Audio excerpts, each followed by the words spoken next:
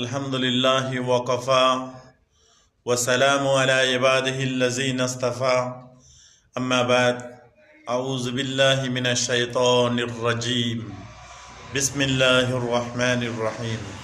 সম্মানিত প্রিয় বন্ধুগণ, আল্লাহ তাআলাকে খুব বেশি ভয় করবেন।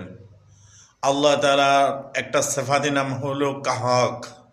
কাহাক মানে আল্লাহ তাআলা যেরকম ক্ষমাশীল এরকম শাস্তি দেনেওয়ালা, যেরকম আল্লাহ তাআলা রহমানের রহিম এরকম কঠিন থেকে কঠিন শাস্তি দেনেওয়ালা। এবং আল্লাহ তাআলা কখনো শিরিককারীকে কখনো ছাড়বে না। শিরিক যারা করে, মুশরিক যারা